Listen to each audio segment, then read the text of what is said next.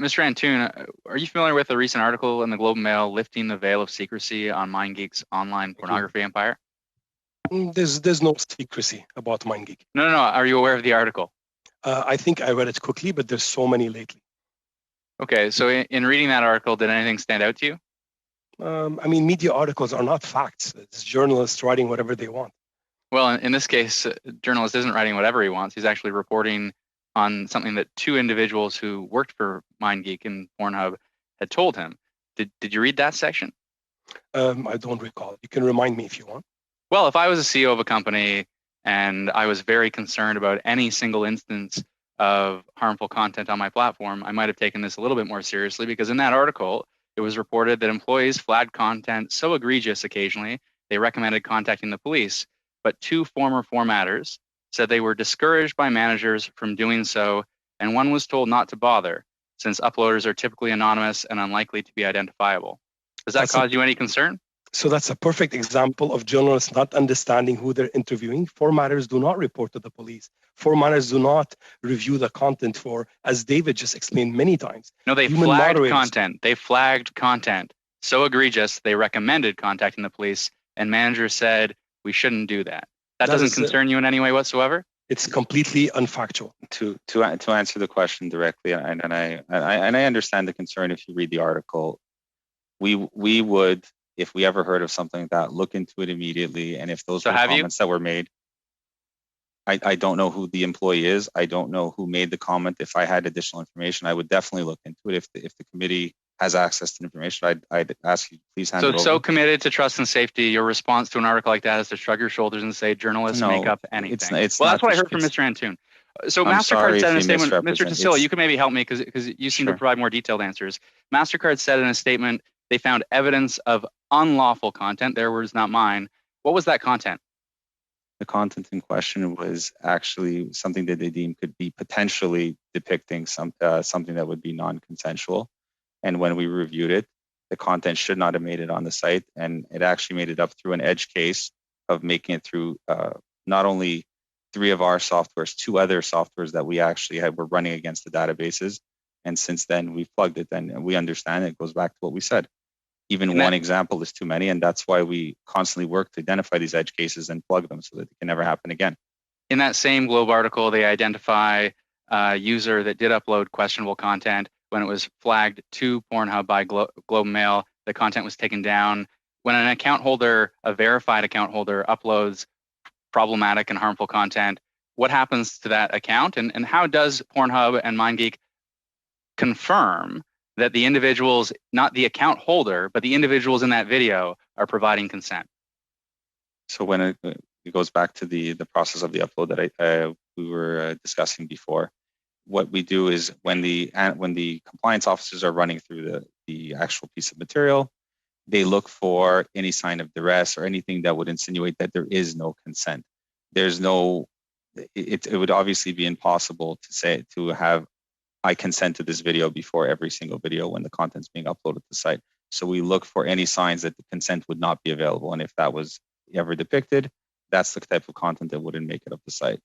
But you don't require the account holder to confirm that they've received and with actually in writing that they've confirmed. I was making reference to when you're actually watching the content in and of itself. At the time of upload, it's explicitly asked that the person doing the upload has the consent to the consent of everyone in the video, and that everyone in the video is of legal age, which is 18. We don't. There might be a place in the world where it's not 18, but we use a governing law of 18, irrespective of where the content's uploaded from. I do want to follow up on something that I found just absolutely. I was gobsmacked by Mr. Antoon. You're the chief executive officer, right? MindGeek Canada. Correct. Okay. My colleague just asked you about a Globe and Mail article where formatters raised an issue of egregious abuse and were told to park it. They weren't going anywhere. And you didn't remember the article. You didn't know what it was about. You said it was journalists making things up. And then I think your colleague asked our committee to maybe give you some more information. The issue that we're talking about here is criminal behavior. the criminal code, your obligations to protect people, and your complete disregard for an accusation raised in one of Canada's most respected newspapers. You didn't even bother to read it. So when you come in here and tell us how much you care about the victims, it strikes me, Mr. Antoon, that you show a staggering level of recklessness that's just been made apparent here. We had asked you about Ms. Flights. She blew your business model apart. You've had 3 months to investigate this, and you showed up at our committee and said, sorry, we haven't found anything. You made her give you her pictures over. You made her give ID. You dragged this child out and destroyed her life. And then you showed up at our committee after you had to flush 80% of your content down the toilet because it was either non-consensual or possible criminal behavior. And you shrug and you're asked about your own staff whose job it is to protect people. And you didn't bother to know what those allegations were. I think, sir, you are extremely negligent. And we're talking about possible criminal acts here. So, Mr. Angus, as I clearly said, I did read the Global Mail article. I don't remember all of it. It was released yesterday.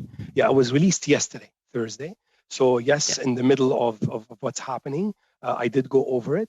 Now, as David clearly said... And you said journalists were making things up. I said that a journalist article doesn't mean that it's factual. I'll pick up, Charlie, because I just to follow up on that point, there was a Vice investigation in relation to your state-of-the-art video fingerprinting that suggested that a video gently modified could be easily uploaded. Was that journalists making things up, or did you take action to rectify the situation? Thank you for the question, Mr. Smith. We did realize over time that the software that we were using from a third party wasn't perfect. Now, they used the term gently. I can't confirm or deny how much they actually modified the original No, they reported content. on that. They reported on that. My second question is, I just want to answer the rest of your question because you're alluding that we're not being responsible. No, I appreciate. No, I want to get there because you have updated your practices, and I do appreciate that. And I want to get there. We actually identified 2 years ago that potentially this wasn't working to the level which we wanted. So we started a massive engineering undertaking to create this, where we can actually do which is a frame by frame analysis. I appreciate that. I appreciate that. So when it comes to Kaplan, Hecker, and Fink and the independent review that began in April 2020, will you provide this committee a copy of that independent review?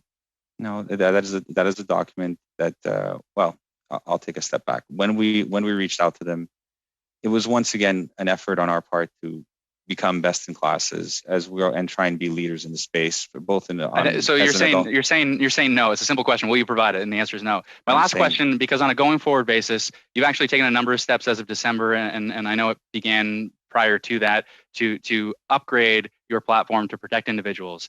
So you've got kids. You've said that repeatedly today. So for the kids, for young women who have been victimized because of your platform, on a going forward basis, are you going to commit today to compensating those victims? We will continue to invest in what we believe is the best way to invest our money to essentially make the platform as safe as humanly possible, to make a safe place for Canadians and everywhere around the world to consume adult entertainment in a safe environment. If part of that, thanks very much. You find interesting ways each time to say no. But I appreciate your time. We've actually donated money to several organizations, and we will continue to do a mixed bucket of things between investing in software, investing in personnel, to make the adult platform the safest it can be. I truly believe, in my heart of hearts, that we are the safest adult platform in the world right now. And if we weren't there, it would be a much worse place for people trying to consume this content. And yet, where you're making millions of dollars, one would think you would also commit to compensating victims where your platform fails, does its best, but where it fails. Thank you.